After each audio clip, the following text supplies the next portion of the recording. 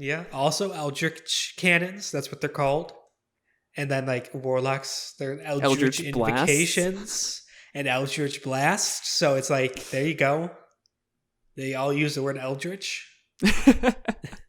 Can you get... We're at that point of the episode, everybody. Yes.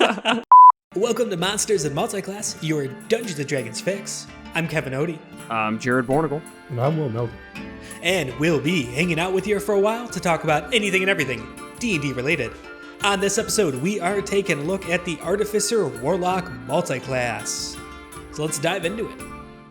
Yeah, let's do it. Artificer Warlock. So for this multiclass, we need a 13 intelligence from our Artificer, which is going to be the half caster, the Techno caster that we all know and love and has like a couple good subclasses. And then the Warlock, 13 charisma to multiclass into. Is the dark caster of D&D, has a bit of a weird spell slot progression where they get all of their spells back on a short rest, but they only get a very, very small amount of spell slots.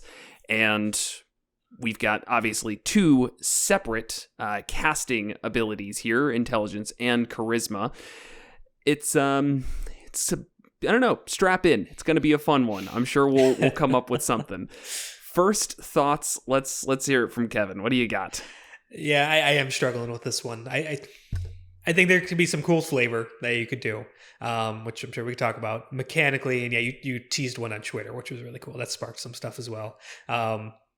Mechanically, I feel like I have like two stress balls, those like squishy stress balls, yeah. Artificer and Warlock. And it's like, all right, combine them.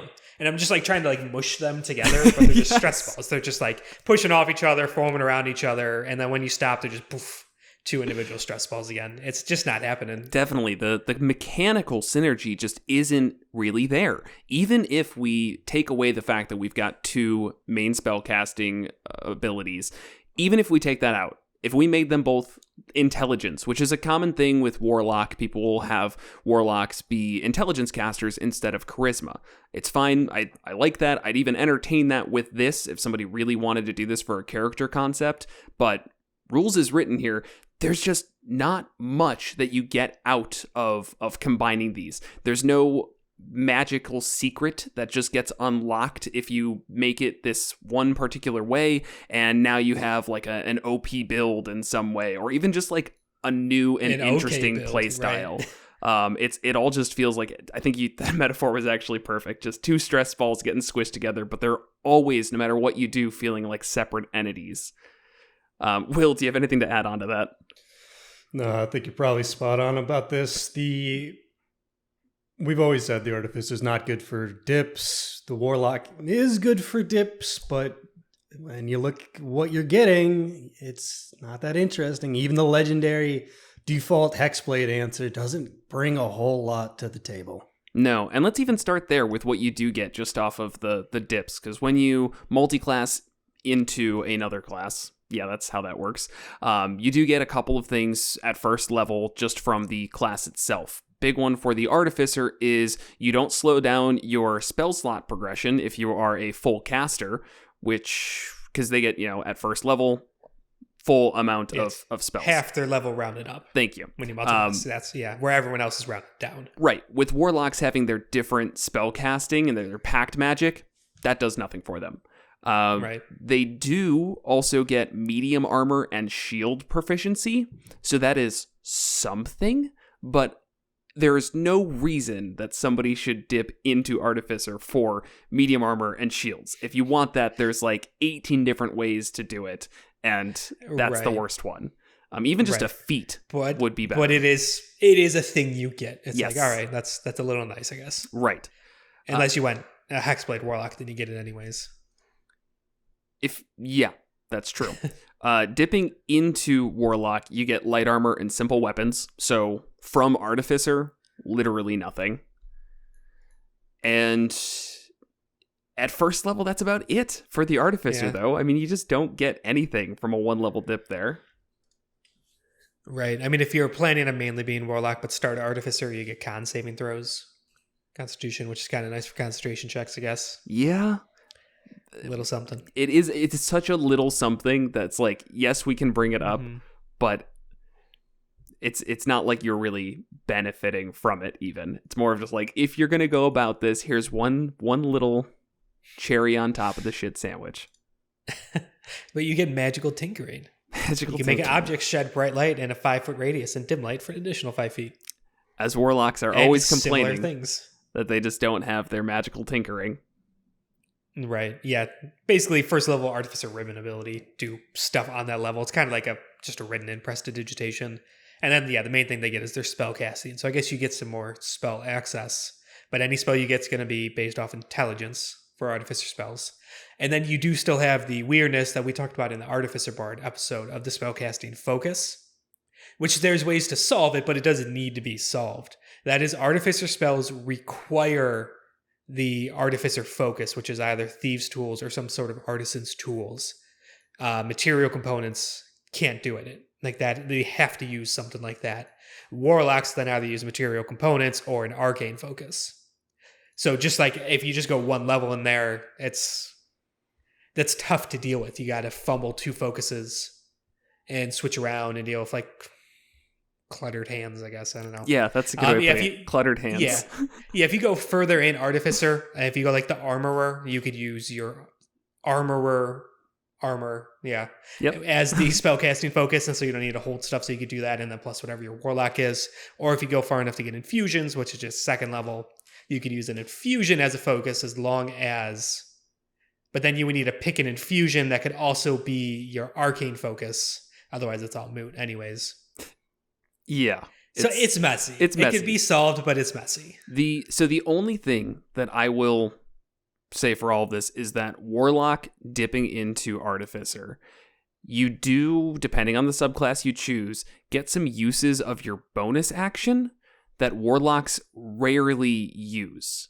I don't consider Warlocks to be bonus action heavy, whereas Artificers like the Artillerist and the Battlesmith do get a way to consistently use their bonus actions in meaningful ways, where intelligence not being at 18 or 20 may not particularly matter.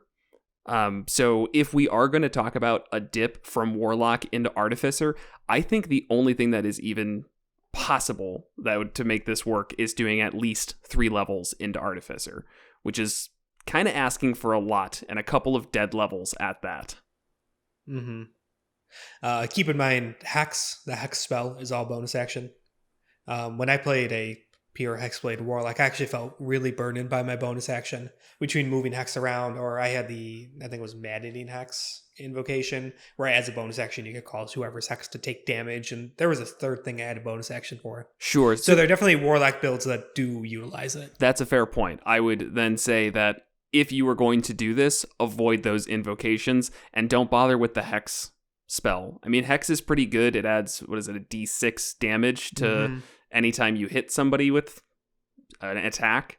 But if you're trying to make this work, this build here, then if you're going like Artillerist, you have a different use for your bonus action. Don't put Hex up and expect it to be used all the time. Instead, focus on the Force Ballista, doing 2d8 damage when it hits, or the Protector Cannon, which is giving you a d8 temp HP plus intelligence. So it's more of just choosing and not trying to get greedy there, but you definitely don't need the base class of Warlock is definitely not bonus action heavy. For sure. But then you start running into issues of attributes dependent. Like everything you just mentioned requires intelligence. And so this is, again, a similar issue to the Artificer Bard, so it's intelligence and charisma, again. And as we talked about, Artificers use intelligence for a lot of things. It's not just their spell saves. A bunch of the features require intelligence. The Prepared Casters, which uses intelligence, things like that. And then so does the Warlock with charisma. Good handful of things that scale off of charisma. So it's kind of hard to let one of those fall by the wayside. Yeah, and I think we never came to an agreement on this, but I will say for at least a small dip into Artificer, I don't think intelligence is that important. As long as you can get it to 16, which generally for a secondary stat isn't too hard, And all you'd really need to focus on is intelligence, charisma, definitely, and then constitution, because that's always good to have, and maybe dex. Like, as long as those are at okay levels, but we're not talking about getting them all up to 15, 16, 17. It's like if your con's at 12 and your dex is at 14, you're probably going to be fine there. That's like most characters. Sure, that's true. Or you just ignore dex. I don't know. Just dump it, right, and then just have the worst armor class all the time. Right, or go armorer and get your heavy armor. Yeah, that's one way for a warlock to get heavy armor. It's not a good way at all. And I kept trying to like finagle this and see how the armor could be worthwhile. And I do have at least the one character concept, which I'll probably segue into with this. But the whole thing with armorer is, of course, you get your heavy armor proficiency, and you get your cool little arcane armor, which lets you ignore strength requirement for heavy armor. That part's good for warlocks, of course. They can't have their armor taken off of them easily. Also cool. And then they can doff and don the armor as an action. Also really nice. But the main thing that they get is the ability to use their armor as a weapon. But that would all require intelligence as the modifier, and then it gets thrown out the window, because now you really are splitting yourself between intelligence and charisma. So if all you're doing is 3 levels in armor just for the heavy armor proficiency, and I guess the temp HP from defensive field, then there might be something you can do, but it's still not going to be that strong. Right, and that defense field temp HP is equal to your Artificer level. Yeah. So if you only go 3, it's never more than 3 temp HP. Yeah. So I can't say that 18, I guess you could say 20 armor class is worth a 3-level dip, and you get some spell slots and 3 temp HP per turn. And is that as a bonus action equal to your proficiency bonus? Yeah, so that's not really a thing you just get like all the time. At like level 5, you're looking at 9 temp HP per long rest. Whoa. But as I was saying, there is at least one character concept, and this is probably the only character concept I've come up with that feels unique for this. Like, you couldn't achieve it in some other way, and that's the deep sea diver. It's just cool imagery. I like the idea of an artificer who is an armorer, and they've invented different ways to deep sea dive. That is their interest, and whatever reason they've created the giant deep sea diver. And I don't know if armor is right. It's a suit, yeah, and that is their suit. While diving one day, they find something extra. An artifact of some sort that connects them with a water elemental or the plane of water, whatever you want to say, and then they dip into Fathomless. So the reason why this can work, obviously not from a role-playing perspective, I think that speaks for itself, because it's just cool, and you get a lot of the like Bioshock imagery, which I love. Mm-hmm. You know, your spells can be plasmids and all that. That's cool.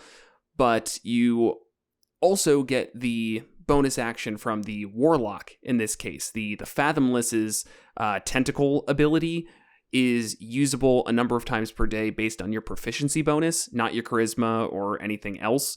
And you would still, in this case, probably be, I guess you could probably focus on Artificer and do like a small dip into Warlock, and I don't think there'd be any issue with that. You would have a bonus action that's not as powerful, but the armorer doesn't get a bonus action use anyways, unlike the other artificers. Yeah, well, not in every turn one, at least. Yes, yeah, not in every turn one, which this really would be. Probably every combat you'd be able to get your tentacle out and not face too many issues there. Again, though, the tentacle attack is a melee spell attack. Correct, using charisma. Yeah. So as I was saying, if you can get that to 16, I mean, it's +3 plus proficiency for your attack roll. It's more the fact that it's like a free thing with your bonus action. And I don't think that artificers otherwise, like unless their class dictates a bonus action use, they don't have a ton of spells that I would put in the bonus action category. Right, yeah. So that could work, and I think that would be a focus on Artificer, focus on intelligence, and then a small dip into Warlock. Small dip into Warlock is almost always great. Fathomless, as we said, you get the tentacle thing. Level 2, you get invocations, which you should go to at least level 2 for invocations. And level 3, I think you get second level spells. So you get like 2 second level spells per short rest. Mm-hmm. And your Pact Boon. Yeah. So that can be a lot. That can be a worthwhile dip, I think, from Artificer. For sure. Yeah, it's and the spell slots back on a short rest. Yes, yeah, which is always really helpful. Yeah, so if you go 3 levels, you get 2 second level slots every short rest. Yeah, and I think it actually makes up a little bit for the Artificer's lack of spell casting, because they really don't get a lot, and you just get access to a totally different spell list, which can be cool. Because I know I don't believe there's a ton of overlap between Artificer and Warlock. I'd have to double check that, but Warlocks have some cool, unique spells. Sure. Yeah, so the issue I take is those things you get for like the 3 levels in Warlock is good for any class that's a spellcaster. Yes. It's like nothing special about it with Artificer. Going back to where they don't merge together. Mm-hmm. It's like, yeah, here's a couple extra spell slots, short rest. Yeah, any spellcaster would benefit from that. That's not very interesting. Invocations, literally any class could benefit from invocations. Right. Yeah, at the end of the day, I think no matter what character concepts we come up with here, it's still going to be, you could achieve, maybe not the flavor, but you could at least achieve something better mechanically by doing something else. And I don't think you'll be able to argue with that. I mean, even if you just wanted to have an Artificer who fits that flavor of like we'll just say the Bioshock flavor, deep sea diver, uses plasmids for their spells. You could just be an armorer Artificer and just do that and not have a connection with an otherworldly entity, and it would probably work out pretty well. Right. It'd probably work out better. It would work out better. Totally No. It totally would. But I like the Warlock flavor. I think adding that to a character can always make it more interesting. So if you're looking for the flavor boost there, now you have, whatever demands that your Warlock entity makes for you. It's one of those, if this is your character concept and you want to make it work, here you go, here's a way that it isn't going to suck type things. Definitely not the best. Yeah, in terms of other concepts, you could be a Warlock where your patron is some sort of like machine type god. Ooh. Maybe Mechanus perhaps, or something in that line. And so then in patronage to that god or entity, whatever it is, you start dabbling in tech and take some levels in Artificer. Yeah, what do you think a good Warlock subclass would be for Mechanus? The only one I went to is Celestial, which isn't, that's not by any means for the god purposes. I don't know why that's the only one that jumps out. Because all of the other ones are like really set in what they are. The Archfey is a Fey. Right. The Fathomless is like a deep sea creature. The Fiend is a Fiend. Yeah, and the Great Old One seems... you'd have to... Yeah, I guess Great Old One could make some sense. You'd have to reflavor something. Sure. Which is fine. But then... go ahead. Just kind of a continuation of what you were saying about the deep sea diver. There's a lot you could do in terms of an Artificer getting in contact with somebody, some fiend, to become their Warlock patron. Through tech, accidentally opens a portal to a far realm and gets infected with madness from the Great Old One with additional powers. And yeah, I think we talked about that like with I think it was the Wizard Warlock multiclass, because it very much has that same avenue of somebody who is obsessed with knowledge and with learning at some point might hit a insurmountable hurdle, and that's when you start going and looking for information in other places. So I could definitely see that. Mm-hmm. One other example that you two will probably not know too much about, but in the first season of Critical Role, there is a gunslinger Warlock, and their character is an Artificer. Like, they're not actually mechanically an artificer, but from a role-playing perspective, they are a tinkerer. They invented guns in the world. They are just in general an inventor, and gunslinger was only thrown on because artificer didn't exist, and I think they were coming from Pathfinder where gunslinger was a class, so just trying to like shoehorn that in. And I think if that character was revisited, Percy, as I'm sure a lot of people listening will know, if that was revisited, it is an Artificer Warlock, just from the flavor entirely. Any type of Artificer gets in bad with a spirit of some sort is like, it's right there. I mean, that's just like the Warlock in general. It's easy to get in with a Warlock and add a bunch of flavor. Yeah, this is a rough one. Yeah, like looking through like Battlesmith again, it's just really not worth it. Like one of the big things of Battlesmith is you could use your intelligence for strengthen in place of strength or dex to making attacks with weapons. But it's like, all right, well, how's the Warlock helping that? Like go like Pack of the Blade or Hexblade or anything like that's not really. It's getting in the way of it, if anything. Right. It's like how Will was saying earlier with Hexblade. Usually you're like, oh, well, there's a martial component to this. Well, I can go Hexblade and things will be fine. But in this case, it's like, no, Hexblade actually just makes everything worse if you're trying to be a martial artificer. Right. If you literally just go in, is there an invocation to get heavy armor if you're Hexblade or Pact of the Blade? Not that I know of. Okay, so yeah, literally if you just go Hexblade and then 3 levels into Artificer for infusions, a couple spell slots, and heavy armor, okay. I mean, it's there, but there's a lot better ways to do it. Yeah. Like, getting 2 infusions, I don't think is that great. No. I mean, you get maybe a +1 weapon or some +1 armor, or just like basically an uncommon magic item, I think is all you get at level 2. It's not. And the +1 stuff comes from invocations too, if you want it. Yeah, that's true. Yeah, so no reasons in my eyes to combine those. Mm-hmm.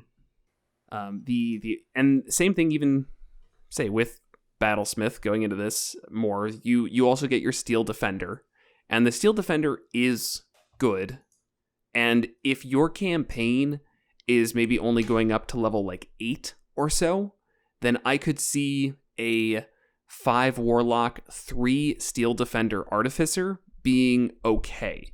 The HP that your Steel Defender has is based on your Artificer level. So in this case, it would be, 3 times 5 plus 2 plus your intelligence modifier. So you might have like 20 HP-ish, let's say, which at level 8, I mean, you can take a hit or two, usually, with things you're fighting at level 8. I wouldn't have it directly in the fray. And so you're getting like these force-empowered Wrens, so it can do some damage. And it also has the good reaction of deflect attack. Defender imposes disadvantage on the attack roll of one creature it can see within 5 feet of it, provided the attack roll is against a creature other than the defender. That could be kind of useful. Mm-hmm. And if you're stopping at level 8, I think you could make it work. If you were going further, the Steel Defender's HP is going to be so quickly wiped out that it will become worthless very quickly. Yes. But Artillerist, I still think, is your best bet if you're doing a 3-level dip into Artificer. I think that one could actually feel worthwhile. The fact that it only takes... I mean, if all of your... Let me start that over.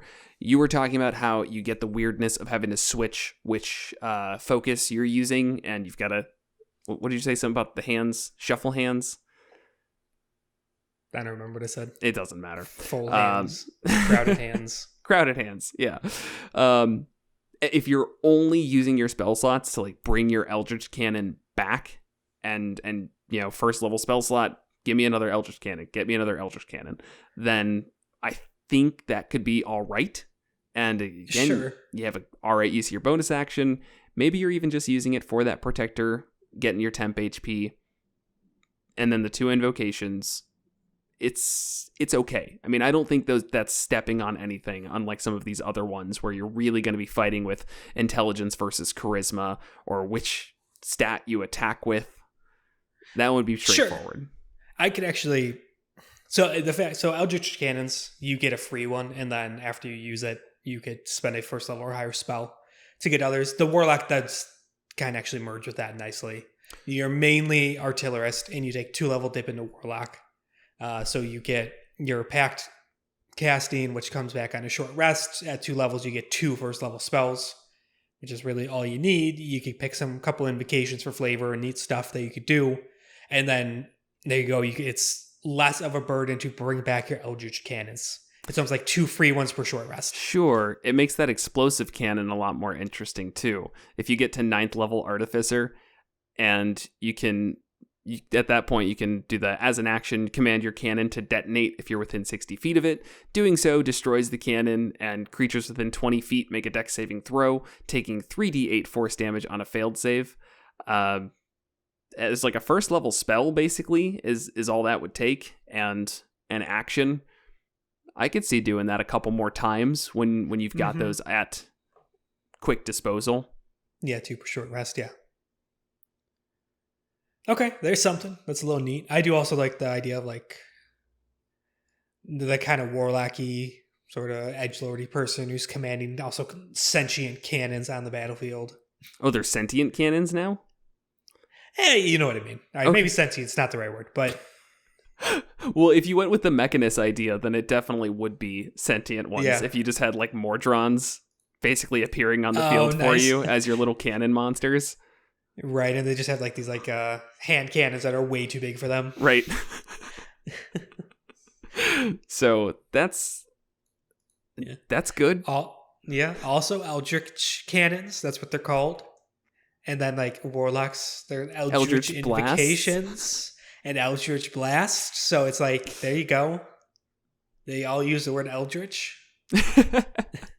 Can you get... We're at that point of the episode, everybody. Yes. So can you get better flavor? Okay, we're only like 25 minutes in. I'm not sure why the Artificer's cannons are Eldritch Cannons. I don't... Because it's like these are like cannons you made and imbued magic in. I don't know. I don't know either. So and then... You have more on this? Go ahead. I was going to segue. Well, somewhat related. That kind of nice synergy where you get the free one and then the spell slots to create a new one and then get the free spell slots and short rests. Alchemists have that too. But instead of getting this like really cool cannon that could like shoot people or set people on fire or give a bunch of temp HP to your allies, you get an experimental elixir, which isn't great in most situations. They're usually pretty weak, but you get more of them. Sure. Yeah, that one's just that's on Artificer. That's not on the multi-class. That subclass still disappoints me. Yeah. All I was going to say is that the invocations, while we said yes, they're beneficial for everybody as like a flavor thing. If I was going to do this, definitely have like the invocations, the Eldritch invocations, be different technology. Just, you get Devil Sight. Okay, well, here's some goggles that give you Devil Sight. I don't know how I would do the Eldritch Mind, but Eldritch Mind is an invocation that gets you advantage on concentration saving throws. I don't know if there'd be a way to make that technology-based beyond like a headband that you wear. Yeah, well, the Artificers get the infusion that does the same. Or you could choose to pass if you fail. Oh, yeah. So it's just kind of like that, yeah. So, if you... Inject you with a stimulant. Sure.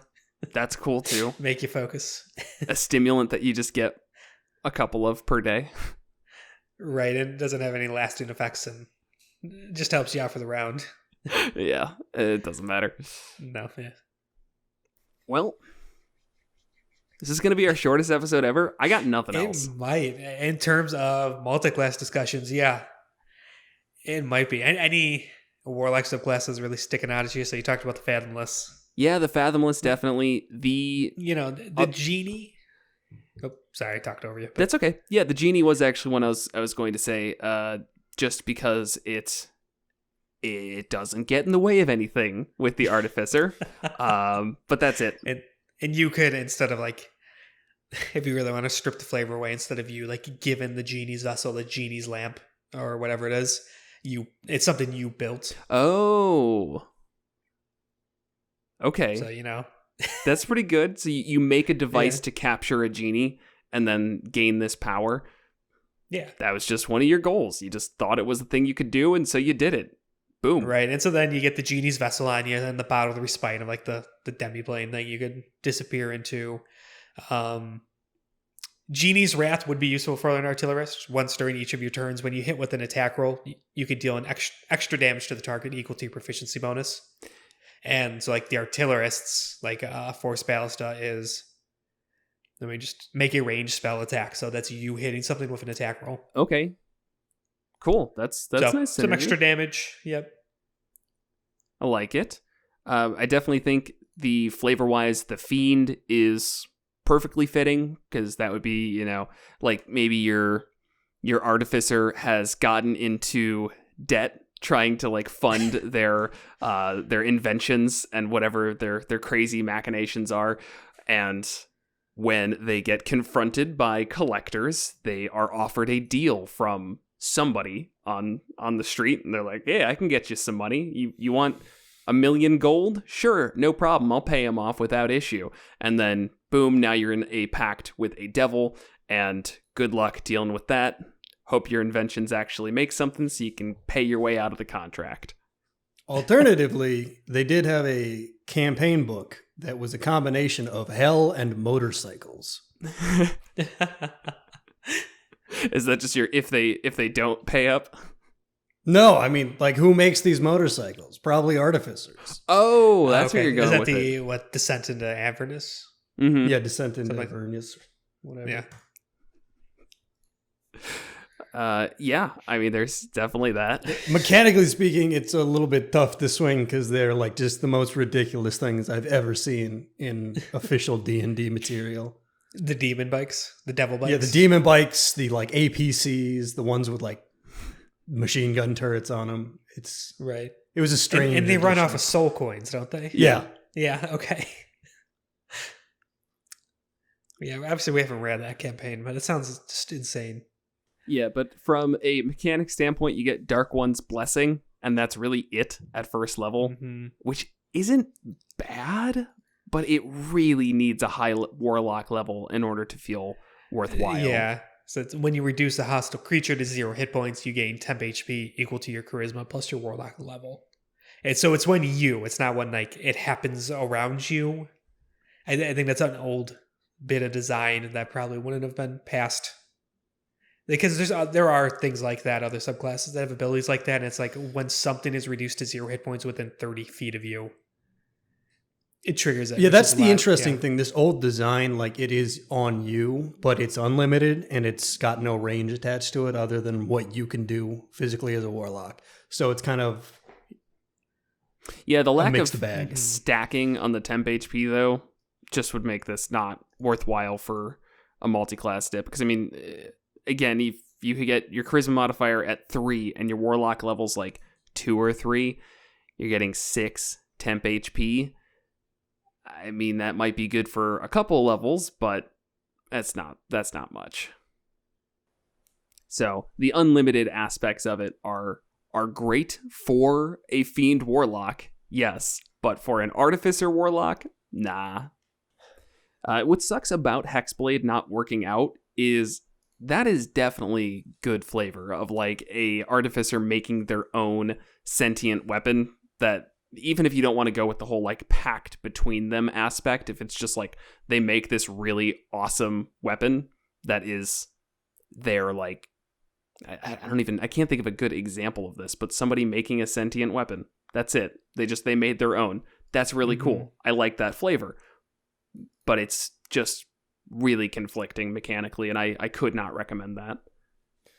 This is a candidate, I think, for the class to, if you just want to go balls to the wall insane and redo this so it works, you take Hexblade, rip out all the Shadowfell crap, and turn it into like this Mechanicus patron.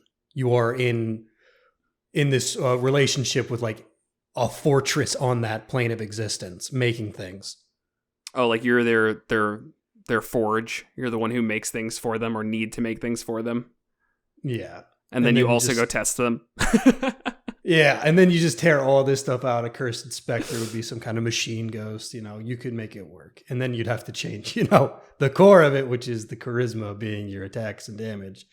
And that's where I was saying that if you allowed it to be a warlock, let's talk about that a little bit. Does this get better if we allow a warlock to be intelligence-based instead? I mean, it obviously gets better from like a pure number standpoint, but is there any synergy that could be found then? Kinda. So the first one that jumps to mind is, Hexblade. Then it's you use intelligence instead of charisma. And so, maybe that'll have better synergy. But Artificers already have 2 ways to do that.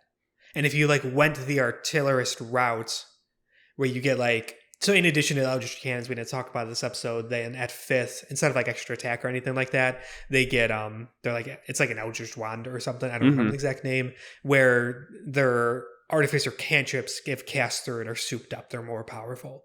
So everything about that is trying to keep you in the back as a spellcaster. So then going Hexblade and now also being able to use intelligence to attack as an artillerist or an alchemist in melee. I don't know. Is that really that good? No, probably not. I guess it's versatility. Yeah. Yes, which some people like. I definitely like, as I've mentioned before, being able to do more things, but I feel like that's more situational things. It's in the event that this doesn't work, I guess you can do this instead. Those don't come up all the time. It would make Armorer a lot more enticing, just because then you could at least stick with one single ability score for Hexblade. If we're talking about, you would get all of the joys of Hexblade with the added benefit of heavy armor. And if, I guess, you didn't have your weapon, which you really never should be without your weapon as a Hexblade, because you could pop that to your hand, I'm pretty sure. Well, that's actually only if you take Pact of the Blade. Oh, right. Okay. Yeah, Hexblade gives you Hexblade's Curse and Hex Warrior at first. Hex Warrior is the one where you could use your you get proficiency with medium armor shield and martial weapons, and then you could attune to your Hex weapon, and as long as it's not a 2-handed weapon, you could use your charisma modifier instead of strength or dex. Right. So I do really like the idea of somebody going with Hex Warrior, Pact of the Blade, and Artificer. Something about being the heavy armor with a giant sword gives me a Final Fantasy vibe. So I like that look. Still don't know how great it is, but if it was all pure intelligence, it's possible. It's on the table, at least. Sure. And yeah, if you take Pact of the Blade, which does not have a limit on, it's just a melee weapon, I think. Yes. Then your Hexblade can become that. It says that. So you can do the Great Sword, but you need to get to 3 levels of Warlock. Yeah, which, Pact of the Blade. Again, shouldn't be as hard if we're talking about Warlock as intelligence-based. Sure. Hexblade's Curse is not bad, a bad feature to have, regardless if it's charisma or intelligence-based. As a bonus action, you could curse a target, and this is once per short or long rest. You gain a bonus to damage rolls against the cursed target. That equals your proficiency bonus. Any attack roll you make against the target is a crit on a 19 or 20. And if the cursed target dies, you regain hit points equal to your Warlock level plus your charisma modifier. Yeah. Yeah, I mean, it is useful. The only thing that I always dislike about Hexblade's Curse is you can only use it per short or long rest. Just because I feel like that's a little bit limiting. I do wish that was tied to your proficiency bonus instead, but it's not like Hexblade needs more benefits added on to it. It's already easily one of the best Warlock subclasses, if not one of the most powerful subclasses in the game at a first level dip. And I think there's a invocation you could get which allows you to transfer it. Yes, so that at least in combat when you kill something, or I think it's just when it's killed, you can move it. There's a Master of Hexes too at 14th level, which that's it it. A bit. Yeah. So it's at 14th level, when the creature cursed by your Hexblade's curse dies, you can apply the curse to a different creature you can see within 30 feet. Yeah, that's what I was thinking of. And you don't regain the HP from the death of the previously cursed creature. Yeah. Hexblade really is front-loaded. Waiting until 14th level for that hurts a lot. I feel like that should be a 7th level invocation instead. It was. Funny enough. The original Hexblade was all over the place. It had the Hound of Ill Omen that the Shadow Sorcerer got, and it had the ability to spread your curse through an invocation that you got much earlier. So they balanced it down, unfortunately. I think that was one of the... it was pretty obvious this subclass was going to be a powerhouse, and they realized that during playtesting. And instead of just putting it back in the oven and spending a little bit more time on it, they're like, I don't know, we'll just fix 2 things and just say it's good. Last one that we have not talked about is the Undead or the Undying. I don't remember which one is the Undead's the good one. Thank you. Natasha's. The Undying we don't talk about. The Undead replaced the Undying, basically. Can't wait for more of that. We got to replace some bad subclasses. The Undead I don't think it officially did. They're both listed here, but the only thing that I've got is the Undead and Artificer. It's kind of cool flavor, maybe, if you want a more death-based Artificer. I don't know. I got nothing there. Yeah. You use tech and magic to prolong your life. Okay. There we go. It's like, all right, mechanically it's going to be bad, but if you go the alchemist route, you come up with an elixir that's you keep taking and it prolongs your life, but there's of course a cost, and your part of your soul is going to whatever the undead patron is, and I like that from a flavor perspective. I like that. If we're talking about again an intelligence-based warlock, I could see a 3-level dip into Artificer, into Alchemist, not ruining your character and just kind of being neat. You get a couple infusions, you get your potions of ill repute, and that's it. I don't know. I like that as a ribbon ability for the Alchemist. It's like right out of the gate when you take Alchemist, you can create an elixir for yourself that makes you immortal and ageless. But you have to be an alchemist for the entire time. Oh no. So I feel like I would want to try this as the intelligence warlock, intelligence artificer, just to see how it would play out. I still get the feeling that we'd see pieces of these stress balls, as you put earlier, just mushing them together, but we're not really getting all of this synergy out of it. It's more of like, okay, look over here, I'm an artificer, and look over here, now I'm a warlock, but I'm kind of bad at both of them instead of being just one good thing. Right. Yeah. And it is a bummer when the flavor's good. I feel like there's a lot of flavor to be had with this, because there's always flavor to be had when a warlock's around. Yeah, they're one of the coolest multi-classes. I definitely agree with that. There's so much player agency and choice, and can drastically change the dynamics at the table, especially if your DM really plays up the patron and that sort of stuff. But yeah. All right. I don't know if Artificer's it. Unless for flavor. There's some flavor. If you want the flavor, if you're not getting that high up in levels, there's 1 or 2 options. Sure, maybe. I don't know. If you just don't care about having a class that does anything interesting mechanically, there's that too. You can do that and just not care. I mean, you don't have to care. Nobody's saying you have to care.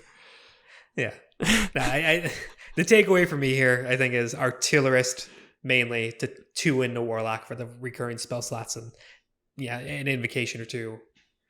It's like, okay, if your intelligence is there, especially if you've rolled stats or for whatever reason you need to make your character, your charisma's there. You rolled stats, or you're also somewhat of the face of the party. Sure, it's not terrible, and then it opens up all those really cool character concepts and flavor possibilities. I'm still on the Bioshock build. That is my main takeaway. I actually think our meandering conversation brought up a hole in the Warlock subclass list. Okay. That would be best filled with just kind of drop in, so you want to be a Warlock Artificer? Here's the patron of the machine god. which would be cool and could work really well, and Sure. it's just not represented there. That's a good point too. I'm always down for more Warlock subclasses. Or did we find a gap in the Artificer list where there's no Dark Pact Artificer? The Shadowficer. That's what we need. We need more Shadow subclasses. Yeah, of course. And we need somebody whose specific niche is technology and shadows. Right. Instead of making light bulbs, you make shadow bulbs. It could work. The Twilight Cleric's best friend. You just wait. 3 years from now, there's going to be the Shadowficer out. It's like darkness spell cast out of like an anti-light bulb. For a goofy name, I offer up Artificer. You just take the AR from Warlock and just shove it in, take out the middle of Artificer, and you get Artificer. It's the name this subclass combination deserves. Yeah. Sure. We'll go with it. Or Aquifer. Aquifer? Yeah. Yeah, sure. Artificer. Artificer. Whatever it is. Too good. That one rolls off the tongue too much for us. So overall, I am a little bit disappointed in this combination. I was hoping we would find something that was just like, oh, we missed it. The world has missed it. This is the greatest one in the world. But I'm disappointed. But what I'm never disappointed in is saving 10% off my order on Metallic Dice Games using the code MM10. That I always leave satisfied. So you can do that. That's it. That's the spot. Yeah. Go to Metallic Dice Games. Save 10% off your order. MM10. And as usual, if you enjoyed the video, make sure to like, subscribe, leave a comment, leave a review, whatever you would like to do to show your support. You can head on over to monstersmulticlass.com/support in order to find other ways, other affiliates, and just different things about the show to give us money. Or other people money and us a portion of that money. Head on over. And if you want to give us money directly, so much talk on money, so bad at this, you can head over to our Patreon. And thank you as usual to our patrons. Got Jeff W, Joe P, Vincent M, Isaac M, Sentinel D20, Star Shinobi, Adam A, Home Bakery, Edgy, Bob F, and Craig A. All of you are awesome. Thank you so much. And you can head on to our Patreon. We do early episode releases, as well as... what else do we do? Occasional write-ups for your campaign that are usually long form and not suited for any other place. So check it out. That's it. Let's end this. Yeah, as always, thanks for watching.